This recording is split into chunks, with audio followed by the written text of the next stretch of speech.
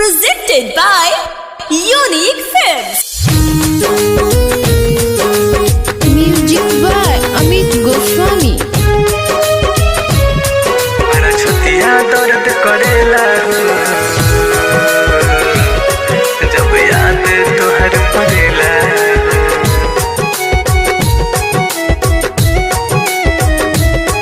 बड़ा छतिया दर्द करेला जब याद तोहर पड़ेला। दिल से कोई लुत खेला दोनों अखिया रोएला। दिल से कोई लुत खेला दोनों अखिया रोएला। छोड़ के गइलू अकेला हो बड़ा छतिया दर्द करेला हो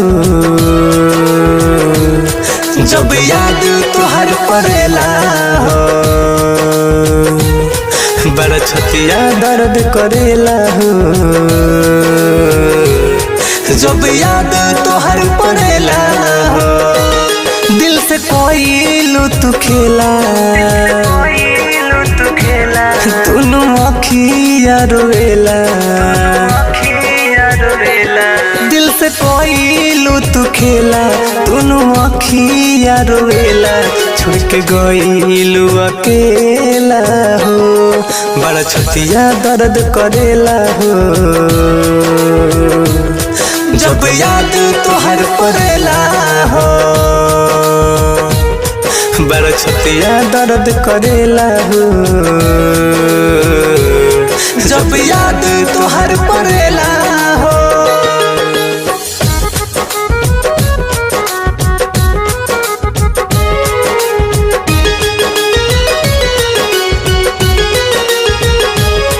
बड़ा छतिया दर्द करेला हो जब याद तोहर पड़ेला। तोहके माफ ना करी हन भगवान हो जितने दिलवा कुहकता जान हो। कोइले बारू घात बड़ी हमसे बनी हमारा रती जाक चान हो। गइलू प्यार ठुकराई जा जाए हर जाई। गइलू प्यार ठुकराई जा जाए हर जाई। आग में दहिया जरेला हो बड़ा छतिया दर्द करेला हो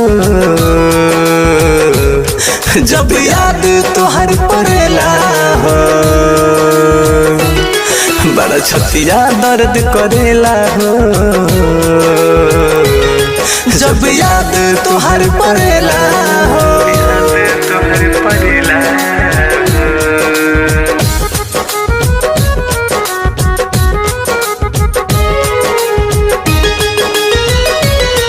बड़ा छतिया दर्द करेला हो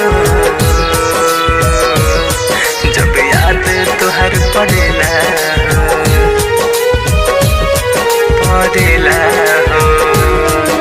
झूठे कोई नी तोहते विश्वास हो कह दिहलू तो जिंदगी मोद नास हो। मरलू ठोकर राइटर सचिन के बन गइलू रविराज के कास हो। जी जिंदा बन के लाश जानता जे पड़कार।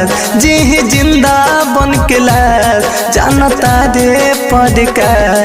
सब पागल कहेला हो बड़ा छतिया दर्द करेला हो जब याद तोहर पड़ेला हो।